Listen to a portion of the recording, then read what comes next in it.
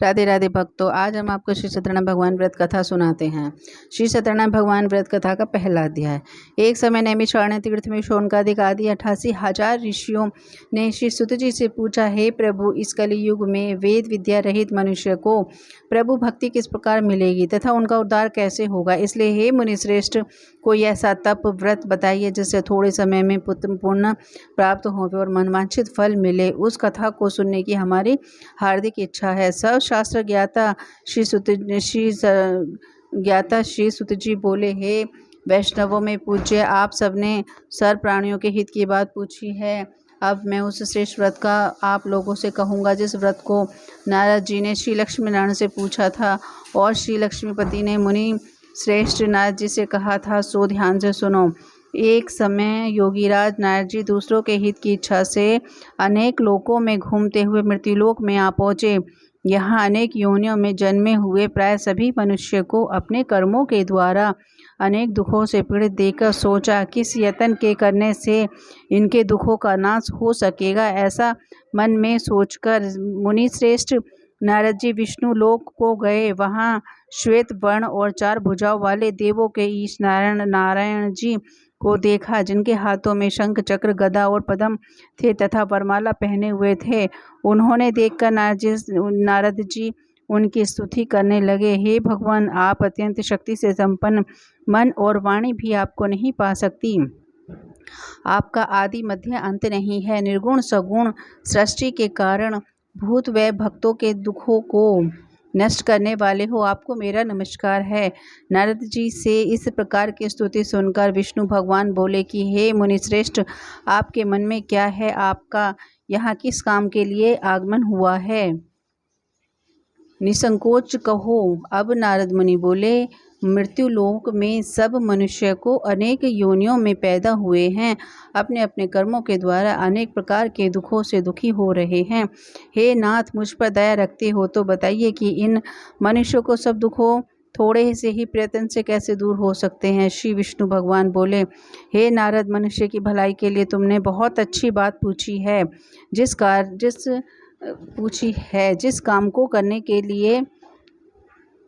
काम को करने से मनुष्य मोह से छूट जाता है, वह मैं कहता हूँ, सुनो।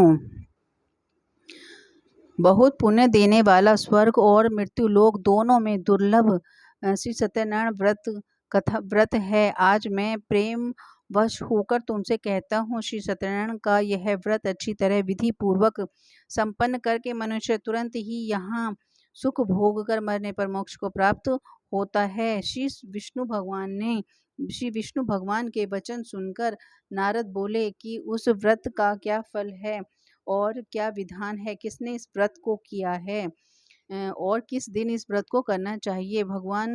हे भगवान, आपको विस्तार से बताइए। भगवान बोले, हे नारद, दुख और शोक आदि को दूर करने वाला, धन धान्य को बढ़ाने वाला, सौभाग्य तथा संतान को देने वाला यह व्रत सब स्थलों पर विजय दिलाने वाला है।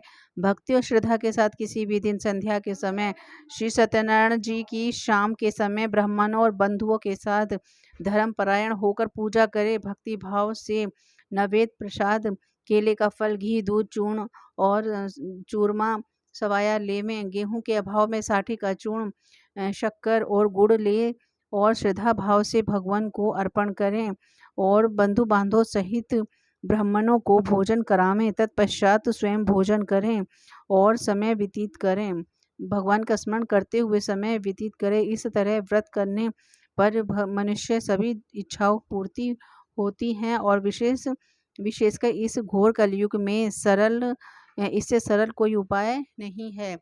लक्ष्मी नारायण नारायण हरि हरि, हरि हरि श्री हरि हरि। लक्ष्मी नारायण नारायण हरि हरि, हरि हरि श्री हरि हरि। श्री सत्यनारायण भगवान का दूसरा अध्याय। श्री सुत जी बोले, हे ऋषियों, जिन्होंने सबसे पहले इस व्रत को किया था, उसका इतिहास कहता हूँ, ध्यान से श्रवण करो। सुंदर काशीपुर नगरी में एक अत्यंत गरीब ब्राह्मण रहता था। वह भूख और प्यास से विचलित पृथ्वी पर दर दर घूमता था। ब्राह्मणों से प्रेम भाव रखने वाले श्री भगवान ने ब्राह्मणों को दुखी देखकर एक बूढ़े ब्राह्मण का रूप धारण करके उसके पास जाकर आदर के साथ पूछा, हे विप्र, आप अत्यंत दुखी होकर इस पृथ्वी पर क्यों घूमते हैं? और श्रेष्ठ ब्राह्मण, यह सब मुझसे कहो, मैं सुनना चाहता हूँ। ब्राह्मण बोला, मैं एक निर्धन ब्राह्मण हूँ, भिक्षा के लिए पृथ्वी पर फिरता हूँ। हे भगवान, यदि आप इससे छुटकारा पाना चाहते हैं तो कृपया इसका कोई उपाय बताइए। वृद्ध ब्राह्मण बोला, घोर कलयुग में श्री सत्यनारायण भगवान मनवांछित फल देने वाले हैं, इसलिए हे ब्राह्मण, तू उनका पूजन कर, जिसके करने से मनुष्य सब दुखों से मुक्त होता है। ये ब्राह्मण को व्रत का सारा विधान बताकर बूढ़ा ब्राह्मण का रूप धारण करने वाले श्री सत्यनारायण भगवान अंतर्ध्यान हो गए। जिस व्रत को वृद्ध ब्राह्मण ने बताया है, मैं उसको अवश्य करूंगा, यह निश्चय करके उस ब्राह्मण को रात भर नींद नहीं आई। वह सवेरे जल्दी उठकर श्री सत्यनारायण के व्रत का निश्चय कर भिक्षा के लिए चल दिया। उस दिन उसको भिक्षा में बहुत धन मिला, जिससे बंधु बांधवों के साथ उसने भगवान श्री सत्यनारायण का व्रत किया। इसके करने से वह ब्राह्मण सब दुखों से छूटकर अनेक प्रकार की संपत्तियों से युक्त हुआ। उस मनुष्य से वह ब्राह्मण हर मास इस व्रत को करने लगा। इस तरह श्री सत्यनारायण भगवान के व्रत को जो शास्त्रानुसार श्रद्धा पूर्वक करेगा, वह सब पापों से छूटकर मोक्ष को प्राप्त होगा। आगे जो मनुष्य पृथ्वी पर श्री सत्यनारायण का व्रत करेगा, वह सब दुखों से छूट जाएगा। इस तरह नारद जी से श्री नारायण का कहा हुआ यह व्रत हे विप्रो, मैं अब और क्या कहूँ, मुझसे कहो। श्री ऋषि बोले, हे मुनीश्वर, संसार में इस ब्राह्मण से सुनकर किसने इस व्रत को किया, हम सब सुनना चाहते हैं, इसके लिए हमारे मन में श्रद्धा है। सुत जी बोले, हे विप्र, जिसने इस व्रत को किया है वह सब सुनो। एक समय एक ब्राह्मण धन और ऐश्वर्य के अनुसार बंधु बांधवों के साथ व्रत करने को तैयार हुआ। उसी समय एक लकड़ी बेचने वाला बूढ़ा आदमी आया और लकड़ी को बाहर रखकर ब्राह्मण के मकान में गया। प्यास से दुखी लकड़हारा उनको व्रत करते देखकर ब्राह्मण को नमस्कार कर कहने लगा कि आप क्या कर रहे हैं और इसके करने से क्या फल मिलता है, कृपा करके मुझसे कहो। बूढ़े ब्राह्मण ने कहा, सब मनोकामनाओं को पूर्ण करने वाला श्री सत्यनारायण भगवान का ये व्रत है, इसकी कृपा से मेरे यहाँ धन धान्य आदि की वृद्धि हुई है। ब्राह्मण से इस व्रत के बारे में जानकर लकड़हारा बहुत प्रसन्न हुआ। चरणामृत ले और प्रसाद खाने के बाद अपने घर को गया। लकड़हारे ने अपने मन में इस प्रकार संकल्प किया कि आज शाम को लकड़ी बेचने से जो धन मिलेगा, उसी से भगवान सत्यनारायण के सत्यनारायण देव का उत्तम व्रत करूंगा।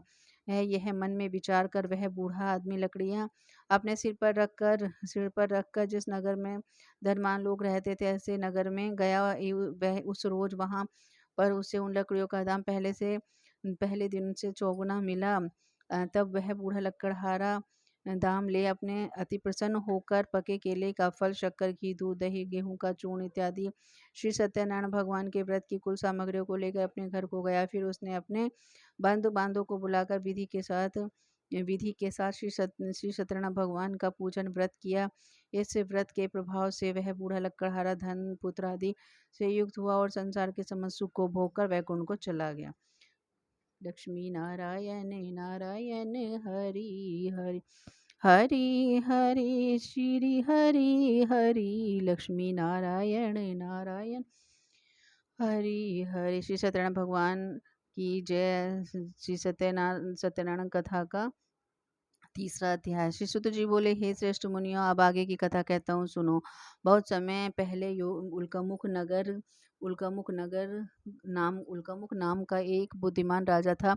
वह सत्य वक्ता और जितेंद्रिय था। प्रतिदिन देव स्थानों पर जाकर गरीबों को धन देकर उनके कष्ट को दूर करता। उनकी पत्नी कमल के समान मुख वाली और सती साध्वी थी।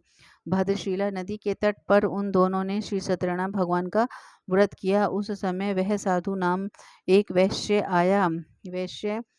आया। उसके पास व्यापार के लिए बहुत सा धन था। वह नाव को किनारे ठहराकर राजा के पास गया और उसने राजा को व्रत करते हुए देखा। विनय के साथ पूछने लगा, हे राजन, भक्ति युक्त चित्त से यह आप क्या कर रहे हैं? मेरी सुनने की इच्छा है, सो आप ध्यान से सुनो, तो आप कृपया करके मुझे बताइए। राजा बोला, हे साधु, अपने बंधु बांधवों के साथ पुत्र आदि की प्राप्ति के लिए यह यह महाशक्तिवान श्री सत्यनारायण भगवान का व्रत व पूजा कर रहा हूँ। राजा के वचन सुनकर साधु आदर से बोला, हे राजन, मुझसे इसका सब विधान कहो, मैं भी आपके कथानुसार इस व्रत को करूंगा। मेरी भी कोई संतान नहीं है और इसके निश्चय ही होगी। राजा से सब विधान सुन व्यापार से निवृत्त हो वह आनंद के साथ अपने घर को गया। वह साधु वैश्य ने अपनी स्त्री से संतान देने वाले व्रत का समाचार सुनाया और प्रण किया कि जब मेरे संतान होगी तो मैं इस व्रत को अवश्य करूंगा। साधु ने ऐसे वचन अपनी पत्नी लीलावती से कहे। एक दिन उसकी पत्नी लीलावती पति के साथ आनंदित सांसारिक धर्म से प्रवृत्त होकर श्री सत्यनारायण भगवान की कृपा से गर्भवती हो गई और 10वें महीने में उसके यहाँ एक सुंदर कन्या का जन्म हुआ। दिनों दिन वह इस तरह बढ़ने लगी जैसे शुक्ल पक्ष का चंद्रमा बढ़ता है। कन्या का नाम कलावती रखा गया। तब लीलावती ने मीठे शब्दों में अपने पति से कहा, जो आपने संकल्प किया था कि भगवान का व्रत करूंगा, अब आप उसे पूरा करिए। साधु बोला, हे विप्र, इसके विवाह पर करूंगा। इस प्रकार अपनी पत्नी को आश्वासन दे वह नगर को व्यापार करने चला गया। धीरे धीरे कलावती पितृगृह में दिनों दिन बढ़ने लगी। लौटने पर साधु ने जब नगर में सखियों के साथ अपनी स्त्री को खेलते देखा तो तुरंत दूत बुलाकर कहा कि पुत्री के वास्ते कोई सुयोग्य वर देखकर लाओ। साधु नामक वैश्य की आज्ञा सुनकर दूत कंचन नगर पहुंचा और वहां पर वह बड़ी खोज के बाद एक देखभाल कर एक लड़की के लिए सुयोग्य वणिक पुत्र को ले आया। सुयोग्य लड़के को देखकर साधु ने अपने बंधु बांधव सहित प्रसन्नचित होकर अपनी पुत्री का विवाह उसके साथ कर दिया, किंतु दुर्भाग्य से वह विवाह के समय भी व्रत को करना भूल गया। तब श्री सत्यनारायण क्रोधित हो गए। उन्होंने वैश्य को श्राप दिया कि तुम्हें दारुण दुख प्राप्त हो। अपने कार्य में कुशल साधु बनिया जब माता सहित नावों को लेकर व्यापार करने के लिए समुद्र के समीप स्थित रतनपुर नगर गया और वहां दोनों ससुर जमाई चंद्रकेतु राजा के उस नगर में व्यापार करने लगे। एक रोज भगवान श्री सत्यनारायण की माया से प्रेरित होकर चोर राजा का धन चुराकर भागा जा रहा था, किंतु राजा के दूतों को आता देखकर चोर ने घबराकर भागते हुए राजा के धन को वहीं चुपचाप रख दिया जहां वो ससुर जमाई ठहरे हुए थे। जब दोनों ने उस साधु वैश्य के पास राजा के धन को देखा तो वे दोनों को बांधकर ले गए और प्रसन्नचित होकर दौड़ते हुए राजा के समीप जाकर बोले, यह दो चोर हम पकड़कर लाए हैं, देखकर आज्ञा दें। तब राजा ने बिना उनकी बात सुने आज्ञा दे दी कि उनको कठिन कारावास में डाल दिया और उनका सब धन छीन लिया। श्री सत्यनारायण भगवान की श्राप द्वारा उनकी पत्नी भी घर पर बहुत दुखी हुई और घर पर जो धन रखा था चोर चुरा कर ले गए। शारीरिक और मानसिक पीड़ा और भूख प्यास से अति दुखित हो वो अन्न की चिंता में कलावती कन्या एक ब्राह्मण के घर गई। वहां उसने श्री सत्यनारायण भगवान का व्रत होते देखा, फिर कथा सुनी और प्रसाद ग्रहण कर रात को घर आई। माता ने कलावती से कहा, हे पुत्री, तू कहाँ थी और तेरे मन में क्या है? कलावती बोली, हे माता, मैंने एक ब्राह्मण के घर में श्री सत्यनारायण भगवान का व्रत होते देखा है। कन्या के वचन सुनकर लीलावती बोली, भगवान की पूजा की तैयारी करने लगी। लीलावती ने परिवार और बांधु सहित श्री सत्यनारायण भगवान का पूजन किया और वर मांगा कि मेरे पति और दामाद शीघ्र घर आ जाएं। साथ ही प्रार्थना की कि हम सबका अपराध क्षमा करे। श्री सत्यनारायण भगवान इस व्रत से संतुष्ट हो गए और राजा चंद्रकेतु को स्वप्न में दर्शन देकर कहा, हे राजन, जिन दो वैश्यों को तूने कैद में कर रखा है वे निर्दोष हैं। उन्हें प्रातः ही छोड़ दो और उनका सब धन जो तुमने ग्रहण किया है उन्हें दे दो, नहीं तो मैं तुम्हारा पुत्र राज्य सब नष्ट कर दूंगा। राजा से ऐसे वचन कहकर भगवान अंतर ध्यान हो गए। प्रातःकाल राजा चंद्रकेतु ने सभा में अपना स्वयं सुनाया और सैनिकों को आज्ञा दी कि दोनों वणिक पुत्रों को कैद से मुक्त करके सभा ले आ जाए। दोनों ने आते ही राजा को नमस्कार किया। राजा मीठे वाणी में अपनी गलती की क्षमा मांगी और उनसे कोमल वाणी में कहा, हे महानुभावों, भाग्यवश आप लोगों ने ऐसा कठिन दुख प्राप्त हुआ है, अब आपको कोई भय नहीं। ऐसा कहकर राजा ने उनको नए नए वस्त्र आभूषण पहनाए और उनका जितना धन लिया था उससे दुगना धन देकर उनको आदर के साथ विदा किया। दोनों वैश्य अपने घर को चल दिए। श्री लक्ष्मी नारायण की जय। लक्ष्मी नारायण नारायण हरि हरि। हरि हरि श्री हरि हरि, लक्ष्मी नारायण नारायण हरि हरि। श्री सत्यनारायण भगवान की कथा का चौथा अध्याय। श्री सुत जी बोले, हे वैश्य ने मंगलचार करके यात्रा आरंभ की और अपने नगर को चल दिए। थोड़ी दूर जाने पर दंडी वेशधारी श्री सत्यनारायण भगवान ने उनसे पूछा, हे साधु, तेरी नाव में क्या है? अभिमानी वाणिक हंसता हुआ बोला, हे दंडी, आप क्यों पूछ रहे हैं? क्या धन लेने की इच्छा है? मेरी नाव में तो बेल और पत्ते भरे हैं। वैश्य का कठोर वचन सुनकर श्री भगवान ने कहा, तुम्हारा वचन सत्य हो। दंडी ऐसा कहकर वहां से दूर जाकर बैठ गए और समुद्र के किनारे बैठ गए। दंडी ने के जाने पर वैश्य ने नित्य क्रिया करने के बाद नाव को ऊंचा उठी देखकर अचंबा किया तथा नाव में बेल और पत्ते देखकर मूर्छित होकर जमीन पर गिर पड़ा। फिर मूर्छित खुलने पर अत्यंत शोक प्रकट करके कहने लगा। तब उसका दामाद बोला, आप शोक न करें, दंडी महाराज का श्राप है, अतः आप उनकी शरण में चलना चाहिए हमें, तभी हमारी मनोकामना पूरी होगी। दामाद के वचन सुन वह दंडी महाराज के पास पहुंचा और अत्यंत भक्ति भाव से नमस्कार करके बोला, मैंने जो आपसे अत्यंत असत्य वचन कहे हैं उनको क्षमा करे। ऐसा कहकर महान शोकातुर होकर रोने लगा। तब दंडी भगवान बोले, हे वाणी पुत्र, मेरी आज्ञा से बार बार तुम्हें बहुत दुख प्राप्त हुए हैं। तू मेरी पूजा से विमुख हुआ है। साधु बोला, हे भगवान, आपकी माया से मोहित ब्रह्मा आदि भी आपके रूप को नहीं जानते, तब मैं अज्ञानी कैसे जान सकता हूँ? आप प्रसन्न होइए, मैं अपने सामर्थ्य के अनुसार आपका पूजन करूंगा। मेरी रक्षा करो और और पहले के समान मेरी नौका में धन भर दो। इसके भक्ति युक्त वचन सुनकर श्री सत्यनारायण भगवान प्रसन्न हो गए और उनकी इच्छा अनुसार उन्हें वर देकर अंतर्ध्यान हो गए। तब उन्होंने नाव में जाकर देखा तो नाव धन से परिपूर्ण है। फिर वह भगवान सत्यनारायण का पूजन कर साथियों सहित अपने नगर को चला। जब वह अपने नगर के निकट पहुंचा तब उसने दूसरे दूत को घर भेजा। दूत ने साधु नामक वैश्य के घर जाकर उसकी स्त्री को नमस्कार कर कहा, आपके पति और दामाद सहित इस नगर के समीप आ गए हैं। ऐसा वचन सुन साधु की स्त्री ने बड़े हर्ष के साथ सत्यनारायण भगवान का पूजन कर पुत्री से कहा, मैं अपने पति के दर्शन को जाती हूँ, तू कार्य पूर्ण करके शीघ्र आ जा। परंतु माता के ऐसे वचन सुनकर भी कलावती प्रसाद छोड़कर पति के दर्शन के लिए चली गई। प्रसाद की अवज्ञा के कारण सत्यदेव रुष्ट हो गए, उनके पति को नाव सहित पानी में डुबो दिया और कलावती अपने पति को न देखकर रोती हुई जमीन पर गिर गई। इस तरह नौका को डूबा हुआ और कन्या को रोती हुई देखकर साधु दुखित हो बोला, हे भगवान, मुझसे या मेरे परिवार से जो भूल हुई है उसे क्षमा करो। उसके दीन वचन सुनकर सत्यदेव भगवान प्रसन्न हो गए और आकाशवाणी हुई, हे साधु वैश्य, तेरी कन्या मेरा प्रसाद छोड़कर आई है, इसलिए उसका पति अदृश्य हुआ है। यदि वह घर जाकर प्रसाद खाकर लौटे तो इसे उसका पति अवश्य मिलेगा। ऐसी आकाशवाणी सुनकर कलावती ने घर पहुंचकर प्रसाद खाया, फिर आकर पति के दर्शन किए। तत्पश्चात साधु ने बंधु बांधु सहित श्री सत्यनारायण का विधि पूर्वक पूजन किया। उस दिन से वह हर पूर्णिमा को श्री सत्यनारायण भगवान का पूजन करने लगा। फिर इस लोक का सुख भोग कर अंत में स्वर्गलोक को गया। लक्ष्मी नारायण नारायण हरि हरि, हरि हरि श्री हरि हरि, लक्ष्मी नारायण नारायण हरि हरि। श्री सत्यनारायण भगवान की कथा का 5वां अध्याय। श्री सुत जी बोले, हे ऋषियों, मैं अब और कथा कहता हूँ, सुनो। प्रज्ञा